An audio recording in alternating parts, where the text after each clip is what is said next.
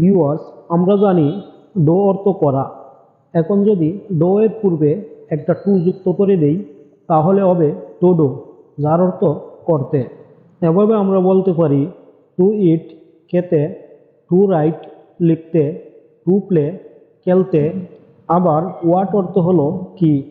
এখন যদি আমরা টু ডো এর পূর্বে ওয়াট শব্দটি লাগিয়ে দেই তাহলে হবে ওয়াট টু ডু, কি করতে হবে। হোয়াট টু ইট, কি খেতে হবে। হোয়াট টু রাইট, কি লিখতে হবে। হোয়াট টু স্পিক, কি বলতে হবে। এভাবে তোমরা টু যুক্ত ভার্বের পূর্বে ওয়াট বসিয়ে কি করতে হবে, কি লিখতে হবে, কি বলতে হবে, এরকম ধরনের সেন্টেন্সগুলি তোমরা মেক করতে পারবে। নেক্সট তোমরা শিখে নাও ওয়ার দিয়ে কিভাবে বলবে কোথায় যেতে হবে, কোথায় খেতে হবে, কোথায় বসতে হবে, এরকম ধরনের কথাগুলি। ভিউয়ার্স, ওয়ার অর্থ কোথায়, টু গো অর্থ যেতে। এখন যদি আমরা টু গো এর পূর্বে ওয়ার বসিয়ে দিই তাহলে হয়ে যাবে ওয়ার টু গো, কোথায় যেতে হবে। এভাবে টু ইটের পূর্বে ওয়ার বসিয়ে দিলে হয়ে যাবে ওয়ার টু ইট, কোথায় খেতে হবে।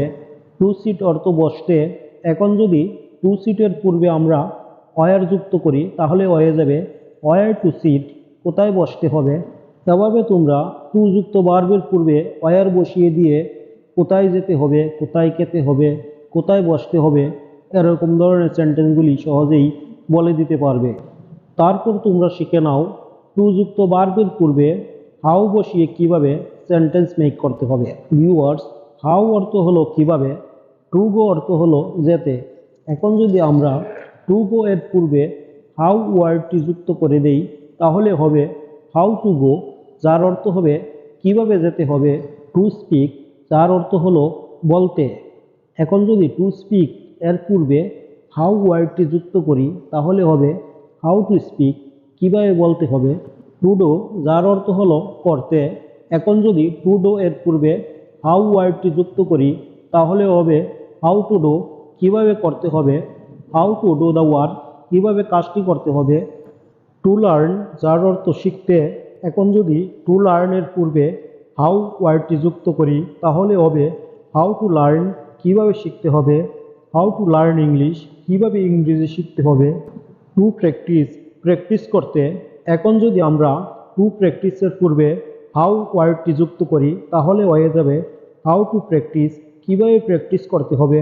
হাউ টু প্র্যাকটিস ইংলিশ, কিভাবে ইংরেজি প্র্যাকটিস করতে হবে। ভিউয়ার্স, টু যুক্ত ভার্বের পূর্বে তোমরা হাউ যুক্ত করে সহজে বলে দিতে পারবে কিভাবে করতে হবে, কিভাবে যেতে হবে, কিভাবে খেতে হবে, কিভাবে শিখতে হবে, এরকম ধরনের কথাগুলি।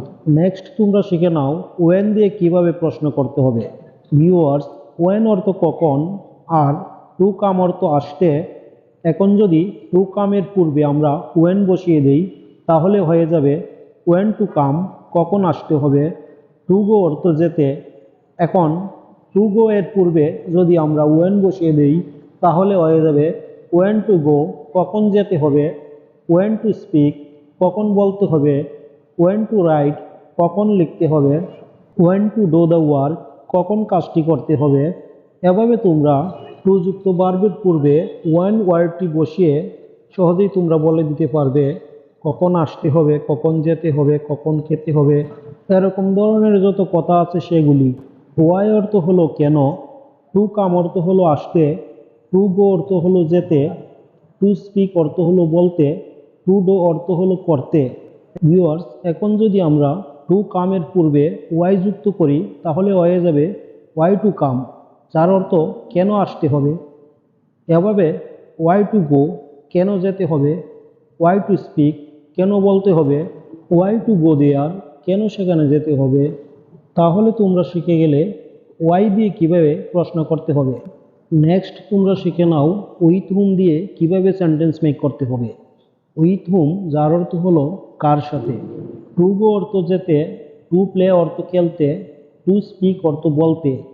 এখন এই টু যুক্ত ভার্বগুলির পূর্বে যদি আমরা উইথ হুম যুক্ত করে দেই তাহলে হয়ে যাবে উইথ হুম টু গো, কার সাথে যেতে হবে। উইথ হুম টু স্পিক, কার সাথে কথা বলতে হবে। উইথ হুম টু প্লে, কার সাথে খেলতে হবে। উইথ হুম টু মিট, কার সাথে দেখা করতে হবে। এভাবে তোমরা উইথ হুম ব্যবহার করে সহজেই বলতে পারবে কার সাথে দেখা করতে হবে, কার সাথে যেতে হবে, কার সাথে কথা বলতে হবে। এরকম ধরনের যত সেন্টেন্স আছে সেগুলি তোমরা সহজেই বলে দিতে পারবে। Dear viewers, if you want to start speaking English, please subscribe my channel and stay connected with me. আজ এ পর্যন্তই, ভালো থাকো সবাই, আল্লাহ হাফেজ।